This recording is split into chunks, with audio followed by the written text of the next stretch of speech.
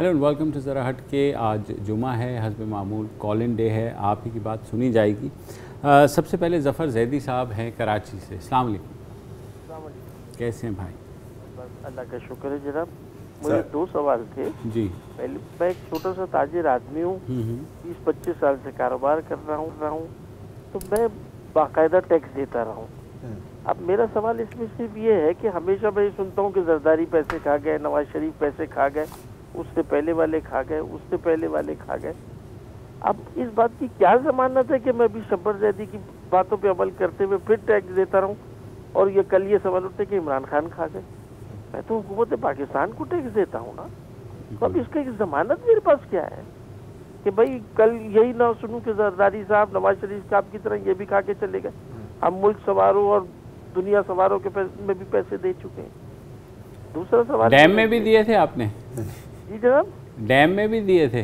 Dam में तो माशाल्लाह से आपने दिए थे, डैम में फंड पैसे दिए थे आपने डैम में? यही तो सबसे बड़ी गलती कर दी।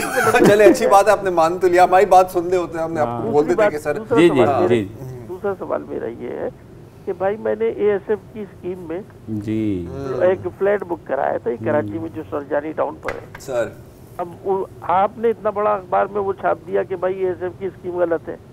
उनकी तरफ से चिट्ठियों पे चिट्ठियां आ रही हैं कि पैसे जमा कराओ, पैसे जमा कराओ। जब उनसे बात करते कि भाई इसका क्या हाल है, नहीं वो कोई मसला नहीं है, वो तो कोई बात नहीं है। इसी तरह मैं एक से पहले मली डेवलपमेंट अथॉरिटी में प्लॉट ले चुका था 20 साल पहले, उसका भी कुछ नहीं पता। तो मेरे पास तो कोई जमानत ही नहीं है किसी चीज। ऐसा ही है सर, कामयाबी कर लूं। लेकिन एक चीज मैं आपको बताऊं, अगर आपने कल ये फैसला कर दिया ना कि मैं टैक्स नहीं दूंगा, तो फिर आपको जमानत की जरूरत पड़ेगी। लेकिन वो दूसरी वाली, जब आप जेल में अंदर जाते हैं कोई आपकी जमानत देता है ना, ऐसा। और प्लॉट की जमानत है तो जाहिर है डीएचए और दूसरी नॉन स्कीम्स में लगाएं, वहाँ प्लॉट गायब नहीं होगा। एएसएफ वालों का मैं अभी सुन रहा था कि कमोपेश फिजाइया हाउसिंग वाला ही सीन हो रहा है, और अब वो कह रहे हैं कि यार मतलब साफियों को भी ऑफर कर रहे हैं फ्री के, अगर आपको चाहिए तो। क्या ऑफर दी है? क्या मुझे तो नहीं दी, लेकिन आ रही है। तो मंगवा लो ना यार, मतलब कुछ प्लॉट वो प्लॉट जो हवा में है ना होने से तो बेहतर है। घर में बेगमात को दिखा करके किसी को आगे बेच देंगे यार, फिर उसका मसला। एनीवे, बहरहाल अगले कॉलर हैं मोहम्मद सलीम रावलपिंडी से। अस्सलाम वालेकुम सर। वालेकुम अस्सलाम जी सलीम भाई। सर पहली बात तो ये है कि आपके अमले का बहुत बहुत शुक्रिया, और मैं सबसे पहले मैं आपको थोड़ी बहुत जो हमारी डेवलपमेंट हुई है उसके बारे में सर आपको बताना चाहूँगा, नेशनल बैंक के पेंशन के इशू के बारे में सर। तो पहले मैं ये बताऊंगा सर कि मैं बड़ा खुशकिस्मत इंसान हूँ कि मेरी काल 18-19 माह से मिलाता हूँ लगातार लग जाती है। मेरी 85% आंखें, आज मैं बता रहा हूँ आपको कि आंखें डैमेज हो चुकी हैं ग्लाइकोमा की वजह से। ना मुझे ब्लड प्रेशर है और ना शुगर है, ये अल्लाह की बड़ी मेहरबानी। मैं इसी में खुश होता हूँ कि मेरी काल लग जाती है। और जहाँ मैं रहता हूँ सर लालकोटी रावलपिंडी में, मेरे 2.5-3 किलोमीटर के एरिया में मेरे 6 दोस्त हैं वो फौत हो चुके हैं। और मेरी जो विडोज है वो बेचारी कहती है कि सलीम भाई जब आप बात करते हो आयशा हामिद की, तो मुबशर जैदी साहब पूछते हैं कि आप अपने केस के बारे में बताइए।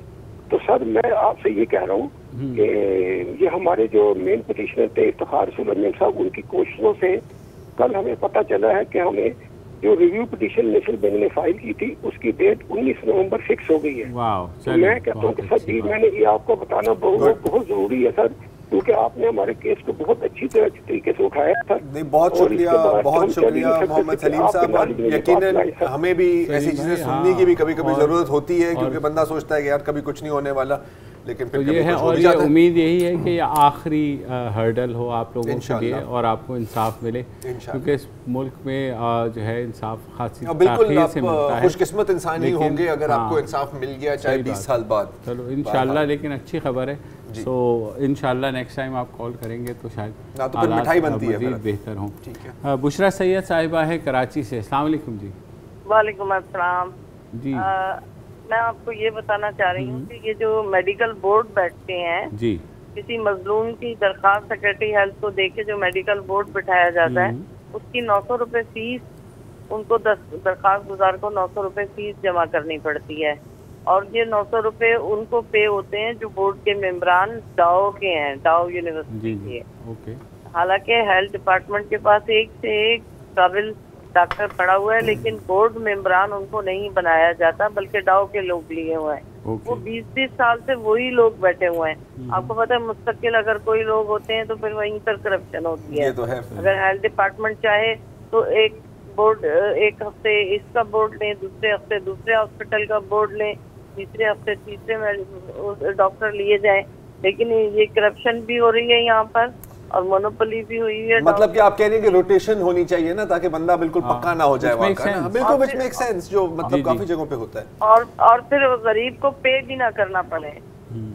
सही है, जायज है जी। मोहम्मद ताहिर साहब है फैसलाबाद से। अस्सलाम वालेकुम ताहिर। अस्सलाम वालेकुम मुबशर भाई, कैसे हैं भाई? शुक्र अल्लाह ताला का सर। हुकुम जी भाई। सर आवाज आ रही है आपको? बिल्कुल आ रही है, लाउड एंड क्लियर सही।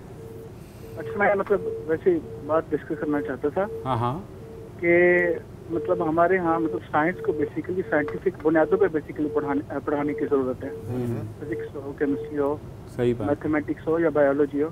मतलब बायोलॉजी का फंडामेंटल मतलब कॉन्सेप्ट ही एवोल्यूशन के ऊपर है बेशक। और अगर हम मतलब सिर्फ रिलीजन को ज़हन में रख के ही पढ़ाएंगे तो लोगों की कभी भी साइंटिफिक मतलब थिंकिंग डेवलप नहीं हो सकेगी।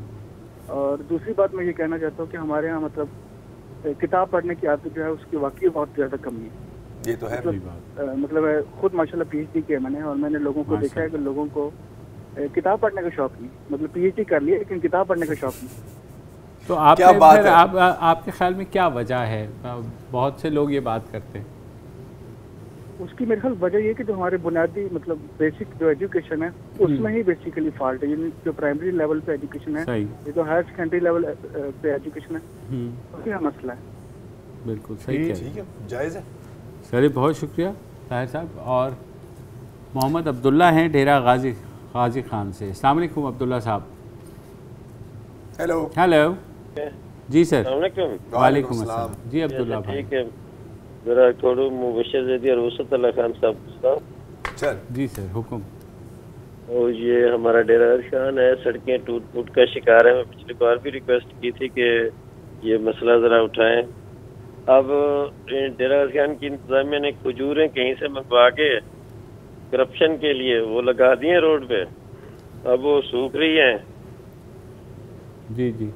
अच्छा ये जी फरमाइए। है कि ये करप्शन की बिल्कुल इंतहा को पहुंच रही है, करप्शन बढ़ रही है। अब निया पाकिस्तान कैसे बनेगा यार? हम बहुत परेशान हैं यहाँ से तब्दीली। ये जो तब्दीली आई है बहुत बड़ी खतरनाक हो रही है हमारे लिए। चल ठीक है। हाँ जी बिल्कुल। अच्छा, खजूर के दरख्त लगाने के जो है ना ये सिलसिला हर शहर में कहीं ना कहीं आ जाता है कि एक वो होती है, वो खजूर के दरख्त रखते हैं और उसके बाद वो सूख जाते हैं और उसके बाद उनको उतार लिया जाता है। ये पता नहीं, मुझे समझ नहीं आई कि ये जो है ना, ये भी एक तरीका है। हाँ हर शहर में, बड़े शहर में शारा जमहूरियत पे भी लगे हुए हैं। लेकिन वो है कि वो जड़ों समेत उखाड़ के ट्रैक्टर में जो है ट्रांसफर कर दिए जाते हैं।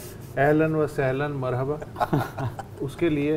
और उसके मतलब कि खजूर माफिया भी है। हाँ, ये कहना चाह रहे हैं। अहलन व सहलन मरहबा तैयारे में सवार होकर अपने मुल्क गया, खजूरों को तो दरख्तों का अल्लाह, खजूरों का सेट भी उतार लिया गया। ये बिल्कुल इससे बेहतर पन्ना पैनाफ्लेक्स ही इस्तेमाल कर लिया करिए वैसे। हाँ, मोर इकोलॉजिकली फ्रेंडली। उस तरह से नहीं वो टच नहीं बनता। चलो आजकल वैसे बड़े 3D पैनाफ्लेक्स भी आते हैं। अलीमुद्दीन है कराची से। जी अलीम साहब अस्सलाम वालेकुम। जी अस्सलाम वालेकुम। कैसे हैं भाई? जी अल्लाह का शुक्र है।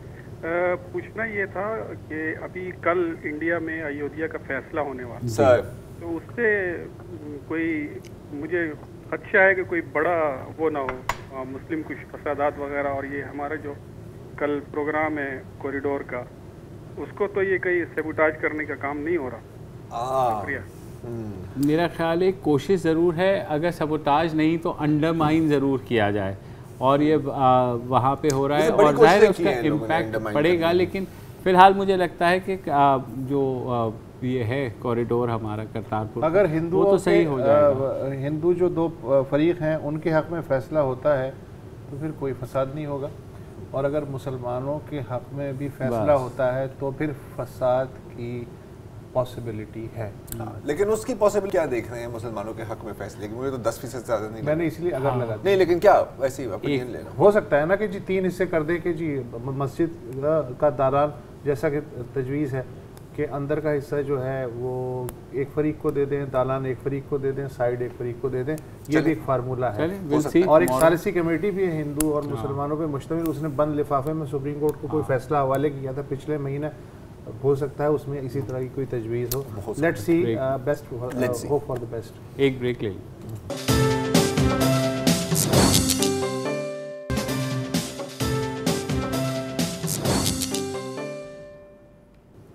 Welcome back. कॉलर्स डे है। मोहम्मद फारूक हैं इस्लामाबाद से। जनाब। वालेकुम अस्सलाम भाई। मेरा मोहम्मद फारूक नाम है जी। इस्लामाबाद की बात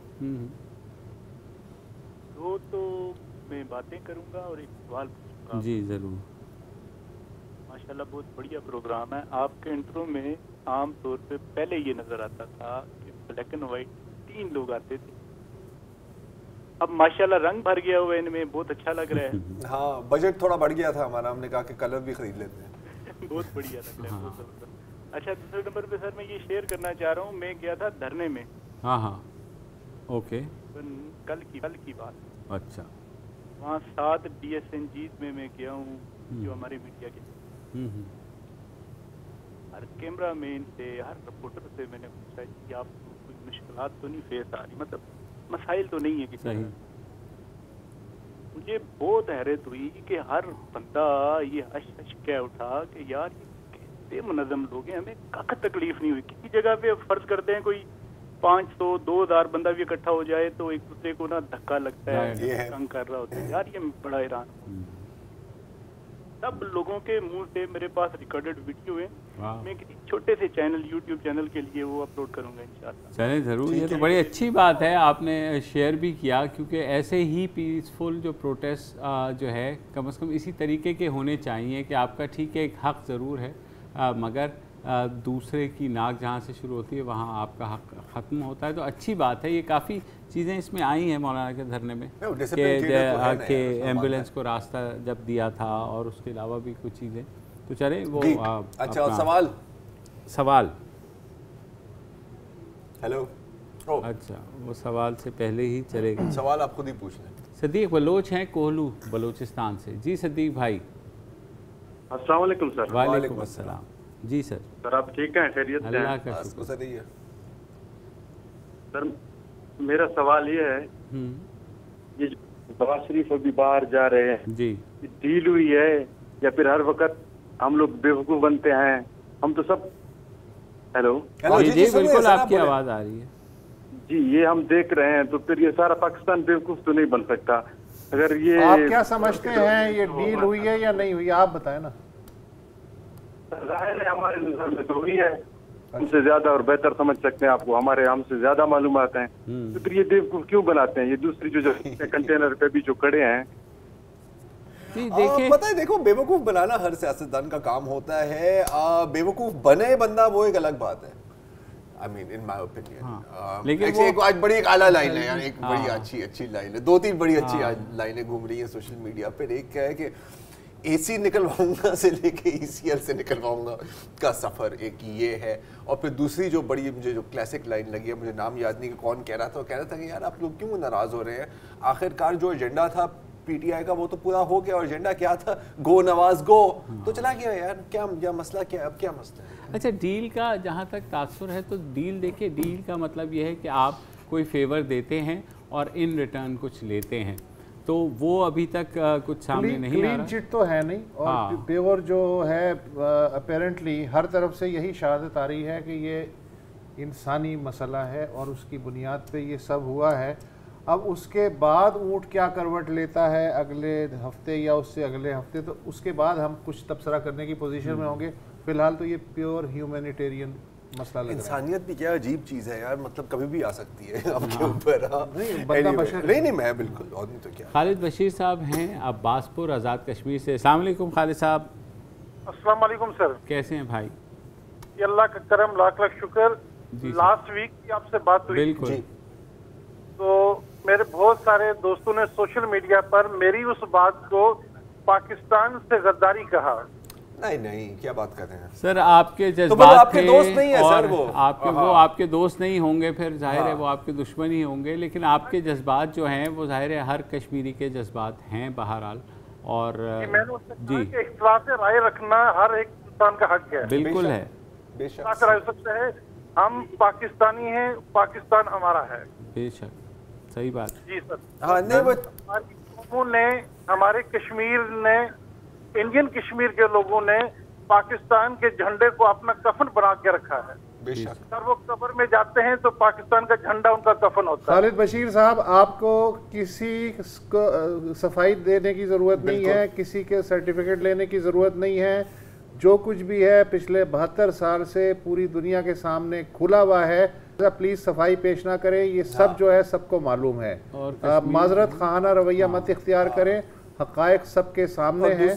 दूसरी बात, अपनी बात कहते हैं। और फाइनली आप वाकई ही लाइन ऑफ फायर पर हैं, तो ये जो कीबोर्ड वॉरियर्स हैं ना यार, इन पर आप ज्यादा प्लीज अटेंशन इनको ना दें। ये चाहते ही हैं कि आप इनको अटेंशन दें, इनको अटेंशन ना दें। ठीक है जी, एक ब्रेक ले लेते हैं और ब्रेक के बाद वापस आते हैं।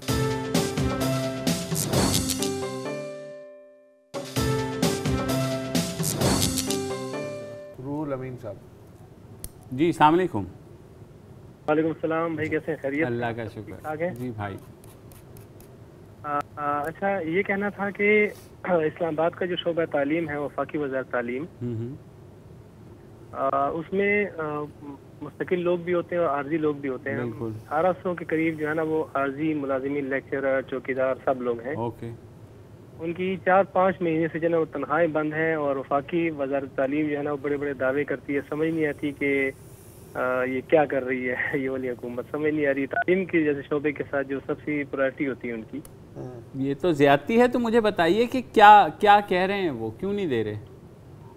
वो यही कहते हैं जी, आज करते हैं, कल करते हैं, फाइनेंस को भेज दी, ये कर दिया, वो कर दिया, इस किस्म की बातें करते रहते हैं। जब नहीं देने होते तो ऐसी नहीं, ये तो वैसे ज्यादती है यार। 1800 लोग हैं अगर जून से लेकर ना अब तक, जून से लेकर अब तक 1800, उसमें लेक्चरर भी हैं और हर किस्म के मुलाजिमीन हैं, चौकीदार भी उसमें शामिल होते हैं। ठीक है भाई, हम इसको देखेंगे रूहुल अमीन। देखिए, जो फंडिंग कट्स की जो बात है ना यार, ये बहुत लोग कर रहे हैं। नहीं, कट की है, फंडिंग कट्स जरूर करें, तनख्वाहें क्यों रोक रहे हैं ना, वही नहीं साहब, आई थिंक सारी चीजें मिली हुई है ना। तो I mean the point is कि एक ओवरऑल क्राइसिस आपका डेवलप हो रहा है इस एजुकेशन सेक्टर के अंदर, और ये उसकी सिम्टम्स हैं। लेकिन बहरहाल इसको हम डिटेल में देखेंगे। राहिल अशर हैं कराची, शहाद सिद्दीकी। शहाद सिद्दीकी जी, अस्सलाम वालेकुम। कैसे हैं भाई? कैसे हैं? वालेकुम अस्सलाम। हुकुम। हेलो वालेकुम अस्सलाम। जी सर, हुकुम। जी बोलिए। हेलो, मेरी आवाज़ सर, आपकी आवाज़ आ रही है, हमारी आवाज़ आ रही है आपको? मैं ये कह रहा था कि हमारी जो धरना हो रहा है वहाँ पर, धरने का मसला आ गया। अब असेंबली हमारी सिर्फ काम के लिए रह गई है, ऑर्डिनेंस चलाते रहो और एक दिन असेंबली का ताला जल्दी से खोलो और उसको सारे बिल पास करवा लो। तो इस तरह से नहीं होता, ना सेनेट हमारा काम करेगा, ना असेंबली काम करेगी। आप यकीन करें, अब पाकिस्तान अजीब सी घूमाघूम कैफियत में कि यहाँ जमहूरियत है या नहीं है। पहला सवाल ये है। दूसरी ये मेरी है कि ये करतारपुर का आप इतना चर्चा हो गया, और जुम्मे को जो हमने खड़े होना था, ट्रैफिक बंद, सब बंद। कश्मीर भाई, हमारे कश्मीर भाई कहाँ गए? उन्होंने तो ये खड़े होकर कह दिया, अगर किसी ने कह दिया कि कश्मीर में फौज कश्मी होगी या अगर किसी ने यहाँ से कुछ कहा तो बस वो पाकिस्तान के गद्दार है। आप यकीन करें, कश्मीर हम पेश से नहीं, डर के मारे क्यों से लिखने लग रहे हैं कि भाई मुँह से भी आप नाम ना लो। अच्छा, देखिए शाहद साहब, ऐसा नहीं है। अब जहाँ तक ये कुछ जुमे को खड़े होने वाली बात थी, तो I think that was a silly idea to begin with. लेकिन करतारपुर एक चीज़ है और कश्मीर एक चीज़ है। इन दोनों चीज़ों को जोड़ने की आई थिंक कोई एज सच ज़रूरत नहीं। दूसरा जो ये कह रहे हैं कि असेंबली में जिस तरह बुलडोज हुए, तो मेरा अगर ये होते तो मैं इनसे पूछता कि आप कम से कम 50 साल से तो देख ही रहे होंगे, या चलो 20 साल 30 साल से देख रहे होंगे, कब ऐसा नहीं हुआ हमारे पार्लियामेंट? वही। और जहाँ तक ये है ना कि यार ये जमहूरियत है या नहीं है, देखो बंदे की लाइफ में थोड़ा सस्पेंस भी होना चाहिए। हाँ, गेसिंग होनी चाहिए। पता चल जाए कि है तो क्या फायदा। तो फिर एक बड़ा अच्छा नहीं है तो भी सस्पेंस। बड़ा अच्छा प्रोग्राम एक चैनल पे आता है, उसका नाम ही रखा हुआ है क्योंकि जमहूरियत है। क्या उसका नाम है? क्योंकि जमहूरियत। अच्छा, अच्छा, सही। अच्छा, आपने राहिल अशर की बात की। राहिल अशर आगे देख लो जी। राहिल भाई कैसे हैं? कबूली का वक्त था, कुछ और। वालेकुम अस्सलाम। जी भाई, क्या हाल है आप लोगों के? अल्लाह का शुक्र। हुकुम। सर मैं सर आज बात करूंगा, आप लोगों ने अभी पहले एक बात की थी डैम फंड के हवाले से। तो हमारे घर में भी मेरी मिसेज और मेरी जो बहन है वो गवर्नमेंट जॉब है, उसमें है, तो उनकी तो बेचारियों की 3 दिन की तनख्वाहें कट गई। हम तो अपना बिजनेस करते हैं तो हमने तो नहीं दिया। तो मैं ये पूछ रहा था कि ये जो पैसे हार्ड अर्न मनी लोगों की गई है, इसका कोई जवाबदेह होगा? देखे जी सियासतदान खा गए, इतनी मैं नाम नहीं लूंगा, इतनी हाईली पोस्ट पे बैठे हुए शख्स ने एक मोमेंट वो चलाई, कैंपेन चलाई कि जी डैम फंड, लोगों ने पैसे दिए, एंड में वो पैरा देने की बजाय इंग्लैंड की ठंडी ठंडी फजाओं में घूमने चले गए। यहाँ लोगों के पैसे जो थे वो उसका कोई अता पता नहीं। मुझे बताइए कि हम लोग कब तक इस तरह लुटते रहेंगे और अपने इदारों के ऊपर भरोसा करके अपनी 3 दिन की तनख्वाहें कटवाते रहेंगे? अच्छा देखिए राहिल भाई, ये जो 3 दिन की तनख्वाह कटी थी, जाहिर है कि उनकी रजामंदी से तो नहीं कटी थी ना, वो तो उन्होंने कहा था कि सर हमने दे दी आपकी 3 दिन की तनख्वाह, वेदर यू लाइक इट और नॉट। फाइनल फेट क्या हुआ था इसका टी बिल्स के लिए? कहाँ किस सब हेड में? अभी वो कह रहे हैं कि हमने उसको पाल में रख दिया है और उस पर वो रकम बढ़ती रहेगी, तो वो देखेंगे जब बनेगा तो। हाँ, वैसे नो डाउट एक बहुत बड़ा फ्रॉड लोगों के साथ किया था साबिक चीफ जस्टिस साकिब निसार साहब ने, और मुझे याद है कि क्या मतलब एक मुहिब्बुल वतनी की एक लहर बस बनेगा जी, कल बन जाएगा। तो तुम कौन होते हो जो कहते हो कि यार ये दुनिया में कभी पूरी तारीख में ऐसा नहीं हुआ, ना ऐसे हो सकता है, हम नामुमकिन को भी मुमकिन कर सकते हैं। और आपका ये सवाल कि कब तक हम बनते रहेंगे? जब तक तो हमेशा बनते रहेंगे जब तक लोग अपनी रियल रिप्रेजेंटेशन नहीं लेकर के आएंगे। जब तक लोग अकल थोड़ी सी पकड़ लें यार, अकल तो तब पकड़े ना जब आपकी जबरदस्ती निकाल लें आपकी जेब से। बहुत लोगों ने खुशी भी दी है, उनका क्या होगा? जो खुशी दी है, लेकिन दे डिजर्व इट। इन्होंने जुमला अच्छा कहा कि हमने तो नहीं दिया, हम तो नहीं, ये तो हाँ, तो राहिल भाई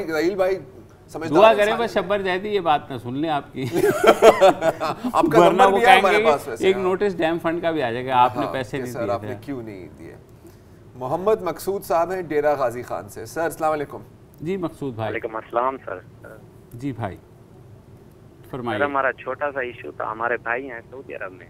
जी अच्छा। तो वहाँ पे कफील के साथ उनका मसला हुआ है थोड़ा। तो क्या मसला हुआ? कफील के मसले की वजह से उनको 5 महीने सजा हुई है वहाँ पे। ओके, और ये कब हुई है सजा? 5 महीने सजा हुई है, गुज़श्ता 2 साल पहले। अच्छा, 2 साल पहले 8 महीने की सजा हुई? 5 महीने की। 5 महीने की। 5 महीने की। अच्छा, फिर तो 5 महीने खत्म हो गए, फिर 2-3 महीने ऊपर हो गए थे, फिर को रिहाई नहीं मिली वहाँ पे। तो फिर हमने एप्लीकेशन दी थी OPF में वजीर खारजा साहब को और प्राइम मिनिस्टर शिकायत सेल में कि भाई की रिहाई दिलाई जाए। तो उन्होंने कहा है कि हाँ हम करा रहे हैं, हम ये कर रहे हैं, हम वो कर रहे हैं।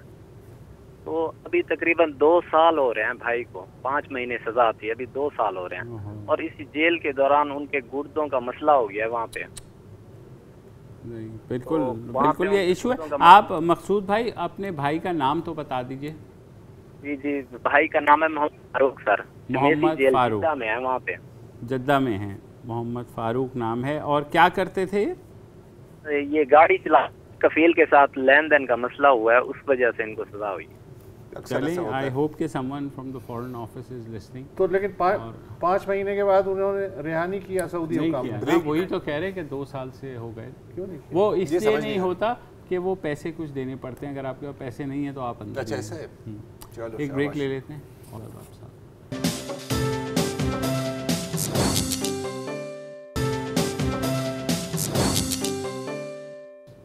Welcome back. कामरान खान साहब हैं कोयटा से। जी कामरान भाई। अस्सलाम वालेकुम। वालेकुम अस्सलाम।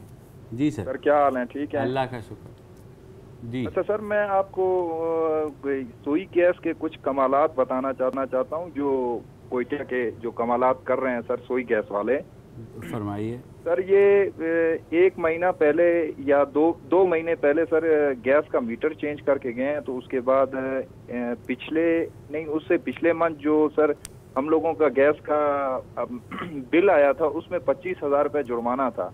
तो वो पता करने के कि भाई ये किस लिए है 25,000 रुपये जुर्माना। तो उन्होंने कहा था कि भाई आपका मीटर बंद है। सर मीटर तो बिल्कुल बंद नहीं था। तो हम लोगों ने कहा कोई आप रिपोर्ट वगैरह दिखा दें कि भाई किस लिए आप लोगों ने 25,000 रुपये जुर्माना है। उन्होंने कहा कोई रिपोर्ट वगैरह नहीं है, ये तो 25,000 आपको हर हाल में जमा करना पड़ेगा। ये तो सर एक इनके ये कमालात हैं। दूसरे सर गैस बिल्कुल नहीं आती सर्दियों की वजह से। मतलब ये है कि सर अगर कोई बंदा हक इलाल की और जायज तरीके से बिल दे रहा हो, मीटर भी उसका बंद ना हो, उसके बावजूद भी ये उनसे भी 25,000 30,000 रुपये जुर्माना ले रहे हैं। जी बिल्कुल कामरान तो ये कितने लोग आपके इल्म में हैं कि उनके साथ ये हुआ है? सर तकरीबन इस मतलब किली में तकरीबन ओवरऑल हर किसी के साथ हुआ है। अब मुझे ये नहीं पता कि सर हर बंदे का तो मीटर बंद नहीं होगा सर। मैं अपनी तो मतलब ये जिम्मेवारी दे सकता हूँ कि मीटर 100% बिल्कुल कभी बंद हुआ ही नहीं है सर। फिर भी उसके बावजूद सर अगर ये पता लग जाता ना कि आपके अलावा भी बहुत से लोगों के साथ आपकी किली में हुआ है तो शायद ज़्यादा बेहतर तरीके से हम उठाने की पोजीशन में होते। हो सकता है आपका इंडिविजुअल के साथ उन्होंने ये किया हो, इसलिए पूछ रहा था। लेकिन वही है अक्सर ये जब होता है ना तो बॉस ये फिर एक बंदे के साथ नहीं, ये उनकी एक प्लानिंग के बाद। बहरहाल इरफान अशरफ है माल्मो स्वीडन। जी इरफान साहब अस्सलाम वालेकुम सर। वालेकुम अस्सलाम। जी भाई सर मेरी मीडिया से एक छोटी सी शिकायत है। बिल्कुल कि हमारे मीडिया को मौलाना इमरान, फजलुर रहमान, जरदारी और हमारे मियां नवाज शरीफ के अलावा और कोई टॉपिक नहीं मिलता जिसके ऊपर कोई डिस्कशन कर सकें, कोई बात कर सकें। दिल की बात कर दी आपने। हेल्थ है हमारे प्रॉब्लम्स, एजुकेशन में हमारी इतनी सारी प्रॉब्लम्स हैं। बिल्कुल है। हमारी प्रॉब्लम्स को मुझे नहीं लगता कि मीडिया इतने अच्छे तरीके से डिस्कस करता है। अच्छे तो छोड़ रहे, मेरे ख्याल से डिस्कस करना भी भूल गया है। मैं यही कहने वाला था वैसे। अच्छा उसमें 2-3 बातें हैं।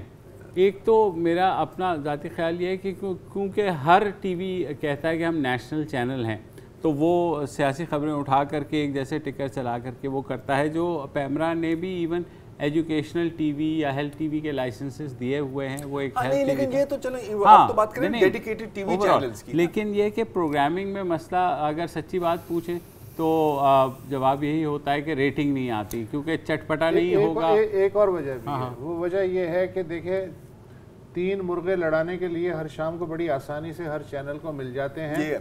कोई पैसा पानी तो खर्च होता नहीं है सॉफ्टवेयर बनाने में। अगर हमें एजुकेशन पे या हेल्थ पे या एनवायरनमेंट प्रोग्राम करना होगा तो ज़ाहिर है रिपोर्टर बाहर जाएगा, उसको टाइम देना पड़ेगा, कुछ हो सकता है पैसा खर्च हो जाए। तो जब मुफ्त का सॉफ्टवेयर मिल रहा है 3 मुर्गों या एक एंकर की शक्ल में तो क्या ज़रूरत है सीरियस टॉपिक्स पे करने की, रिसर्च और प्रोग्राम पे। कौन इतनी गूगलिंग करे यार। हाँ यार मतलब रिपोर्टर तो दूर की बात है। मतलब कौन नहीं। और बात तो ठीक है कि हेल्थ नहीं 100% यार मतलब हेल्थ में इतने बड़े इश्यूज हैं, डेंगू है, पोलियो है, सारा हजार चीजें हैं। लेकिन क्या होगा और एजुकेशन में देखते हैं ढीले। चलो आज तो ढीले वाला टॉपिक बनता है। लेकिन बहरहाल इसका ये मतलब नहीं है कि रोजाना नहीं बनता है यार। रोजाना ऐसा कोई टॉपिक होता है जो बनता है। क्या ये हो जाएगा, क्या ये हो जाएगा, अगर नहीं होगा तो फिर क्या होगा और क्यों नहीं होगा। ये मेरा फेवरेट है। सियासत असल में हमारे लिए हमारे दिमाग की हीरोइन है। अगर सूटा ना मिले तो लगता है दुनिया में कुछ कम है। यहाँ तो टीके लग रहे हैं। मोहम्मद एजाज साहब हैं कराची से। जी एजाज भाई अस्सलाम वालेकुम जी। कैसे हैं भाई? वालेकुम सलाम। अल्लाह का शुक्र है सर। जो अभी साहब ने बात की क्या आप इन 3 के अलावा बात नहीं करते? बहुत से ऐसे मसाइल हैं जैसे पाकिस्तान स्टील से बोल रहा हूँ सर। जी। असल मसला ये है कि हमारे यहाँ आपको पता बंदे 6-6 साल से रिटायर हो चुके हुए हैं तो उनकी तो जो कुछ वाजबात ही नहीं मिल रहे उनको।